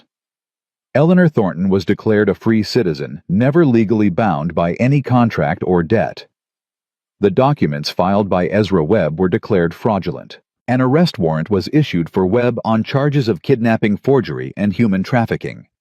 And in a separate ruling that sent shockwaves through the territory, the court ordered a full investigation into the labor trafficking network that had operated for over a decade, victimizing dozens of women across 5 states. When the gavel fell, the courtroom erupted. People were shouting, crying, embracing. Clara Whitfield was on her knees sobbing into her hands. The journalists were scribbling furiously, already composing headlines. And in the middle of it all, Caleb and Eleanor stood together, holding each other, their children pressed between them. "We did it," Eleanor whispered. "We actually did it." "You did it." Caleb pulled back, looking at her.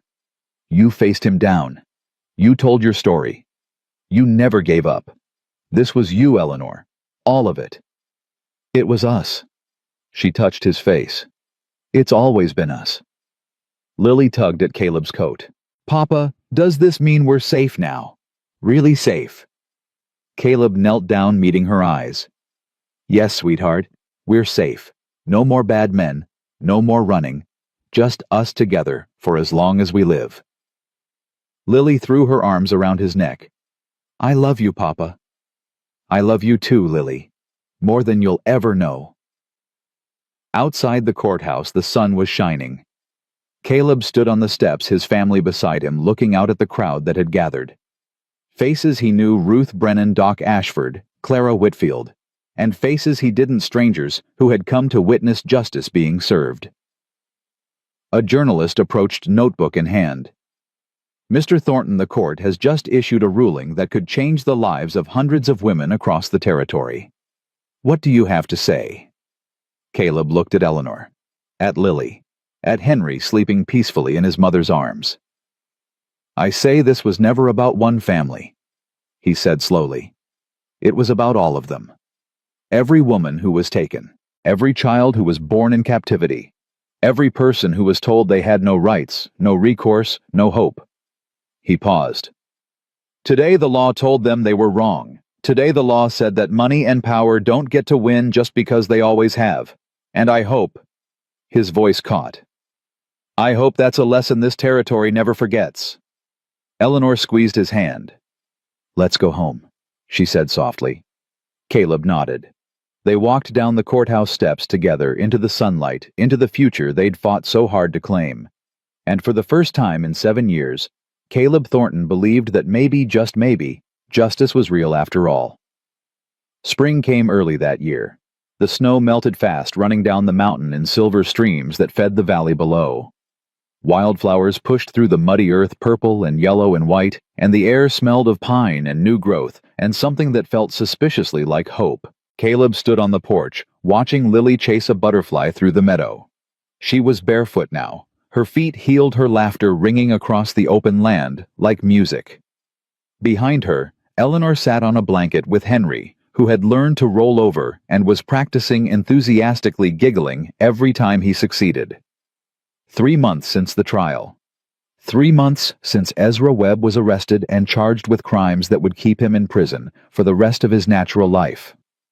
3 months since the newspapers had carried the story across 6 territories, sparking investigations and rescues and a reckoning that was still unfolding. And 3 months since Caleb had finally allowed himself to believe that the nightmare was over. "You're thinking too loud again." He turned. Doc Ashford was walking up the path from the barn, his medical bag in one hand, a bottle of whiskey in the other. "Brought you something," the old doctor said, holding up the bottle. "Figured we earned a celebration." "Bit early in the day for drinking, isn't it?" "Caleb, I'm 63 years old. At my age, every hour is a good hour for drinking." Ashford settled into the rocking chair beside him. "Besides, I got news. Thought you'd want to hear it. Good news or bad news?" "Good. Very good." Ashford uncorked the bottle, took a sip, and handed it over. They found her. Caleb froze. Found who? Catherine Whitfield, Clara's sister. She's alive. The bottle nearly slipped from Caleb's fingers. What? She was being held at a ranch in Oregon, part of the network that Webb's brother set up years ago. When the federal investigators started digging, they found records shipping manifests really of women being moved between properties. Catherine was on one of those lists. Ashford's voice softened. She's in bad shape, Caleb. Years of... well, you can imagine. But she's alive. And she's free. Clara left for Oregon 2 days ago to bring her home. Caleb sat down heavily in the other rocking chair. His hands were shaking. After 6 years, he said quietly. Clara never gave up. Never stopped looking. No, she didn't. Ashford took another sip. There's a lesson in that, I think. About hope. About what happens when you refuse to let the darkness win. Caleb looked out at the meadow at Lily catching her butterfly and holding it gently in cupped hands, at Eleanor lifting Henry into the air and making him laugh. Yeah, he said. I think I know what you mean. They sat in comfortable silence for a while, passing the bottle back and forth. Then Ashford said, There's something else. Something I need to ask you. Go ahead. The territorial governor is looking to appoint new circuit judges. The old system was corrupted. Too many men like Rawlings who cared more about money than justice. They're rebuilding from scratch. Ashford paused. Your name came up.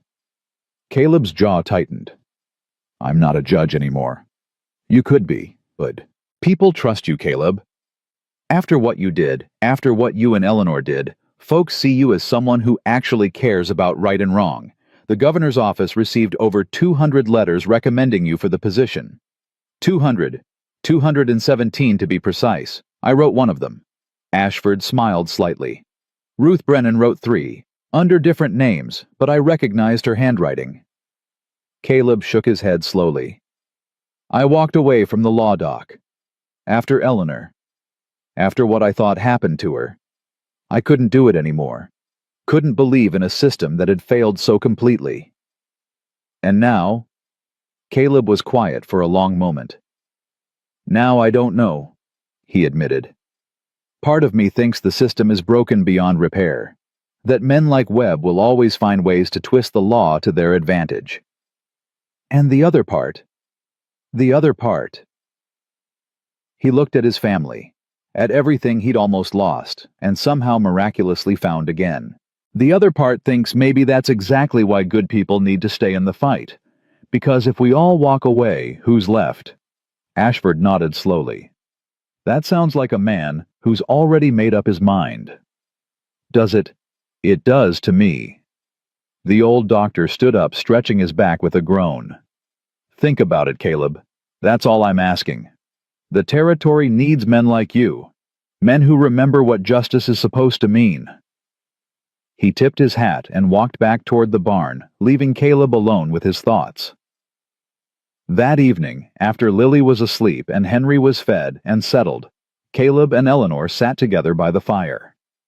It had become their ritual, this quiet time after the children were down, when they could talk about things that mattered.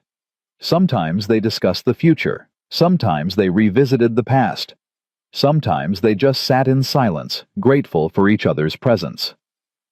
Tonight, Caleb told her about Ashford's offer. Eleanor listened without interrupting. When he finished, she was quiet for a long moment, her eyes on the flames. What do you want to do? She asked finally. I don't know. That's why I'm asking you. Caleb. She turned to face him.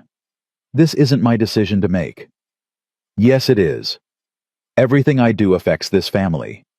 If I go back to being a judge, I'll be gone for weeks at a time, traveling between towns, hearing cases, making enemies of powerful people. He took her hand. After everything we've been through, I won't do that unless you're with me. Completely. Eleanor studied his face. Her thumb traced circles on the back of his hand. Do you remember what you said to me the night before you left for Helena, the first time? I said a lot of things that night.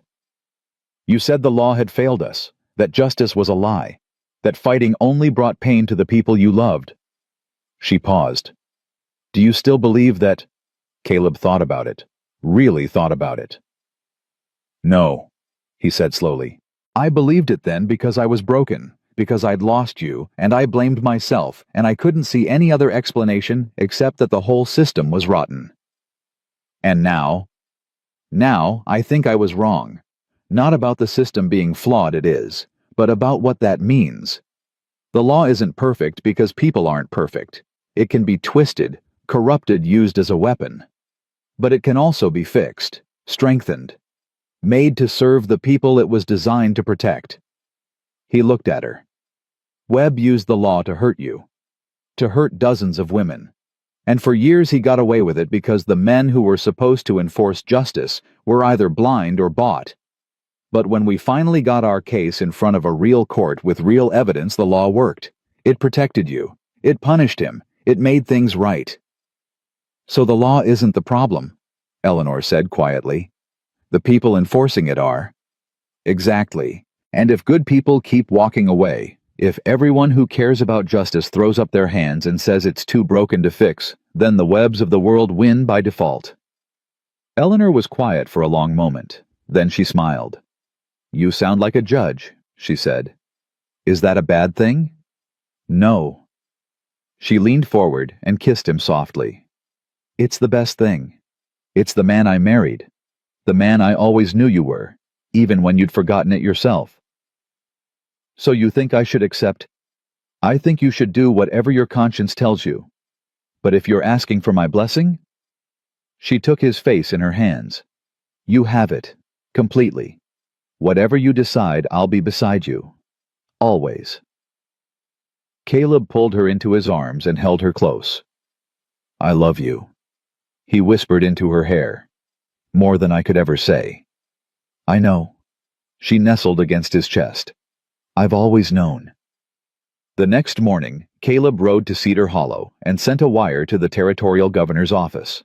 He accepted the appointment. The news spread quickly. Within a week, people were stopping by the cabin to congratulate him. Neighbors. He barely knew strangers who'd read about the trial families who'd been touched by the investigation that followed. They brought food gifts, good wishes. Some brought stories of their own sisters and daughters, and wives who had disappeared into the same shadow system that had claimed Eleanor. Caleb listened to every one. He wrote down names, dates, details. He promised to investigate, to follow up, to keep fighting until every woman who could be found was found, and every man responsible was held accountable. It was overwhelming, exhausting, and exactly what he was meant to do. One afternoon, Ruth Brennan appeared at the cabin with a basket of fresh bread and a look of determination on her face. I need to talk to you, she said, bypassing Caleb entirely and walking straight to Eleanor. The two women sat on the porch while Caleb kept Lily occupied in the barn. I was wrong about you, Ruth said bluntly. When you first came here, I didn't know what to think.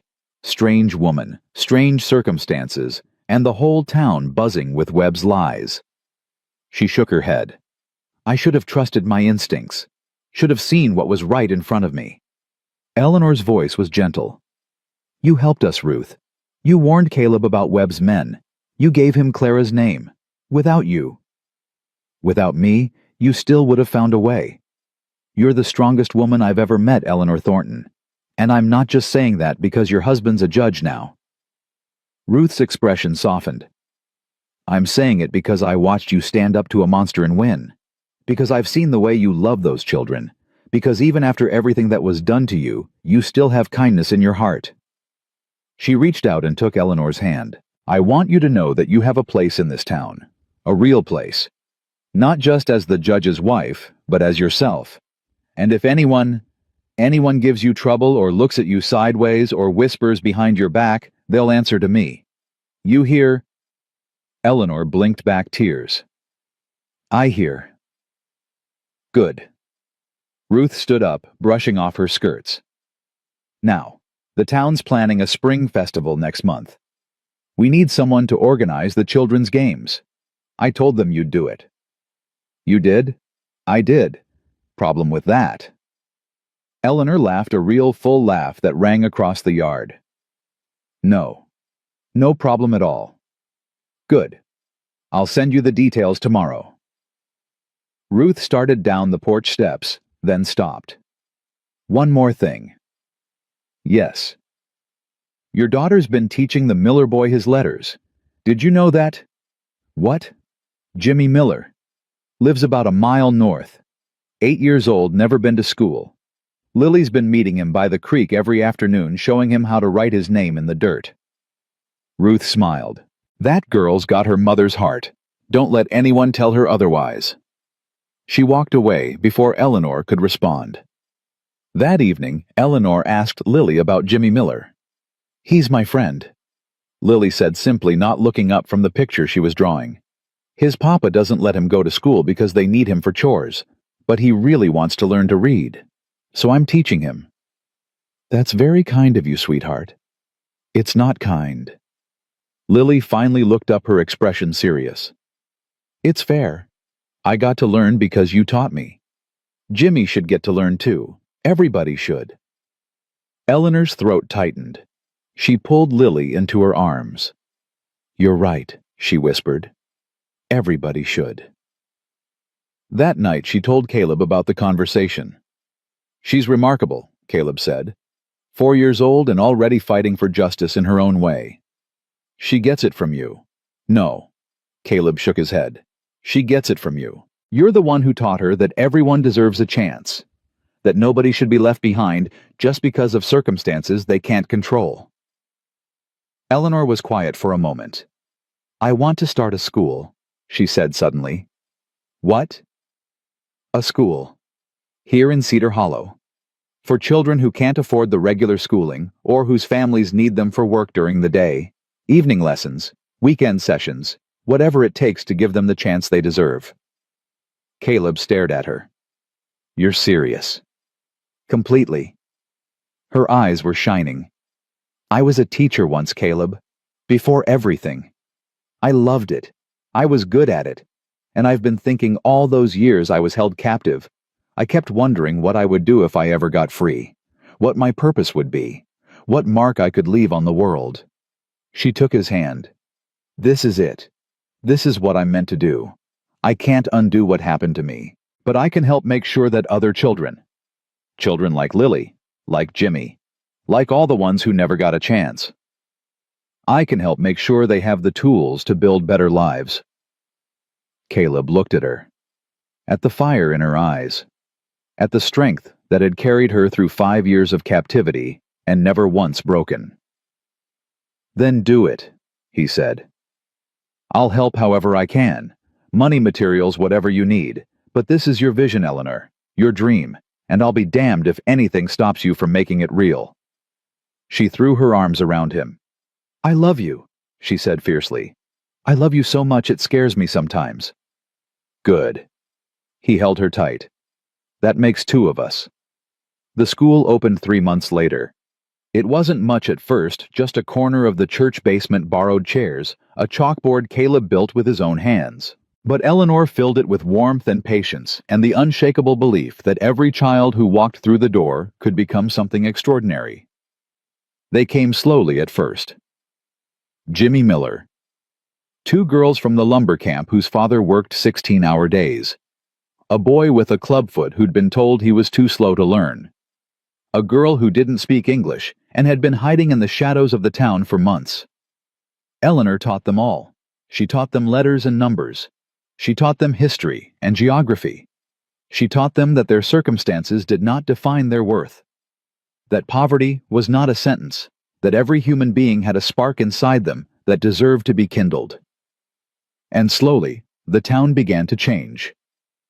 Parents who'd been skeptical started dropping by, curious about what their children were learning. Shopkeepers who'd never spoken to Eleanor before began nodding to her on the street. The women's sewing circle invited her to join. The church asked her to help with the Sunday school. The whispers faded. The stares stopped. And in their place grew something that looked a lot like respect. You've done something remarkable, Caleb told her one evening, watching her grade papers by lamplight. This town wasn't ready for you, but you made them ready. I didn't do anything. Eleanor said, not looking up. I just showed up. Kept showing up. Eventually, people see who you really are. Is that your secret? Just keep showing up. It's not a secret. She finally looked at him, smiling. It's just stubbornness. I learned it from my husband. On a clear morning in late summer, exactly 1 year after Caleb had bought Eleanor at the Blackwater auction, the Thornton family gathered on the ridge above their cabin. Caleb had insisted on it. He wanted to mark the day, not as an anniversary of suffering, but as a celebration of survival, of everything they'd overcome, of everything they'd become. They walked up the trail together, Caleb carrying Henry, who was crawling now and getting into everything, Eleanor holding Lily's hand. Doc Ashford trailing behind, complaining about his knees, but refusing to be left behind. At the top of the ridge they stopped. The valley spread out below them, green and gold in the summer light. The cabin sat nestled among the trees, smoke rising from the chimney. In the distance, they could see Cedar Hollow, the church steeple catching the sun. It's beautiful, Lily whispered. I never knew the world had so much pretty in it. It does, Eleanor said, pulling her close. Sometimes you just have to climb high enough to see it. Caleb set Henry down on a blanket and stood beside his wife, looking out at everything they'd built. 1 year ago, he said quietly, I was a ghost, living in that cabin talking to shadows waiting to die. I'd given up on everything, hope, justice, love. I thought my life was over. He turned to Eleanor, and then a little girl walked up to me in the snow and asked me to buy her family. And everything changed. Eleanor's eyes glistened. Caleb, let me finish. He took her hands. I spent 7 years grieving you. 7 years believing I'd failed you. 7 years punishing myself for something that wasn't my fault. And all that time you were fighting, surviving, keeping our daughter alive, holding on to hope when you had every reason to let it go. His voice broke. I didn't save you, Eleanor. You saved me. You and Lily and Henry, you gave me back my life. You gave me something worth fighting for, something worth living for. He reached into his pocket and pulled out the ring, his mother's ring, the one he'd given her months ago, the night they'd first talked about rebuilding their marriage. I know we're already married, legally, officially, in every way that matters, but I want to do this right. I want to stand in front of our family and our friends, and the God I stopped believing in and started believing in again, and I want to make you a promise. He got down on one knee. Eleanor Margaret Thornton, will you marry me again, in front of everyone? So the whole world knows that this family was built on love, and nothing will ever tear it apart. Eleanor was crying now, laughing and crying at the same time. Yes, she said. Yes, you stubborn, wonderful, impossible man. Yes, I'll marry you, again, as many times as you want. Caleb stood and pulled her into his arms. Lily squeezed between them, demanding to be included. Henry gurgled happily on his blanket. Doc Ashford wiped his eyes and pretended it was allergies. And on that ridge in the summer sunshine, surrounded by everything they'd almost lost and somehow found again, the Thornton family held each other close. The wedding was held a month later, not in a church. Eleanor said she'd spent too many years feeling judged by people in pews. Instead, they gathered on the same ridge where Caleb had proposed, with wildflowers scattered across the grass and the valley spread out below like a blessing. Half the town came. Ruth Brennan stood in the front row crying openly and not caring who saw. Clara Whitfield was there too, her sister Catherine beside her, frail and quiet, but alive. Doc Ashford served as best man despite his protests that he was too old for such nonsense. Lily was the flower girl scattering petals with aggressive enthusiasm. Henry was the ring bearer, though he mostly just chewed on the ribbon they'd tied to his wrist. And at the center of it all stood Caleb and Eleanor, holding hands, looking at each other like they were the only two people in the world. The pastor, a young man who'd traveled from Helena specifically for the occasion, read the traditional vows. But when he asked if they had anything to add, Caleb stepped forward. I do, he said. He turned to Eleanor. I've given a lot of speeches in my life, handed down a lot of rulings, said a lot of words that were supposed to matter, but none of them meant as much as the ones I'm about to say now. He took a deep breath. Eleanor, I promise to stand beside you, not in front of you, not behind you, but beside you, as your partner, your equal, your best friend. I promise to fight for you when you're too tired to fight for yourself, and to step back when you need to fight your own battles. I promise to love our children, the ones we have, and any others who might come, with everything I am. I promise to build a life with you that's worthy of everything we survived to get here. His voice dropped to a whisper. And I promise that I will never, ever stop being grateful. For you. For us. For every single day we get to spend together. Eleanor was crying too hard to speak at first, but she gathered herself, wiped her eyes, and took his hands. Caleb Thornton, she said, I spent 5 years believing I would never be free, that I would die in chains, and no one would even know my real name. I survived because of Lily, because I couldn't leave her alone in that darkness. But I never imagined, never dared to hope that I would find you again. She squeezed his hands. You didn't just rescue me from an auction block. You rescued me from despair. You showed me that the world still had goodness in it, that love wasn't a memory, it was alive, waiting, ready to welcome me home. She stepped closer. I promise to love you for as long as I breathe, to stand beside you in every fight, every challenge, every quiet moment by the fire. I promise to be your wife, your partner, your home, and I promise... Her voice broke, then steadied. I promise that I will never stop believing in us, in our family, in the life we're building together. The pastor smiled. Then, by the power vested in me, I am honored to pronounce you husband and wife, again. Caleb, you may kiss your bride. Caleb pulled Eleanor into his arms and kissed her like it was the first time. Like it was the last time. Like it was every time in between, rolled into one perfect moment. The crowd cheered. Lily jumped up and down, shouting that she wanted cake.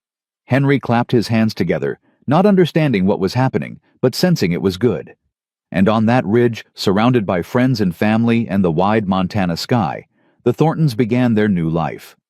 Not as survivors, not as victims, but as a family whole and unbroken, forged in fire and redeemed by love. Years later, people would tell the story of Caleb and Eleanor Thornton.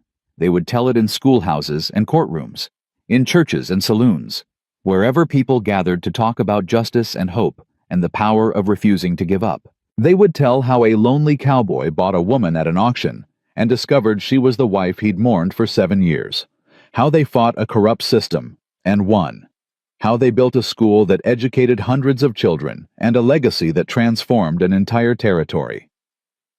They would tell how Eleanor Thornton became known as the mother of Cedar Hollow, beloved by generations of students who carried her lessons into the world.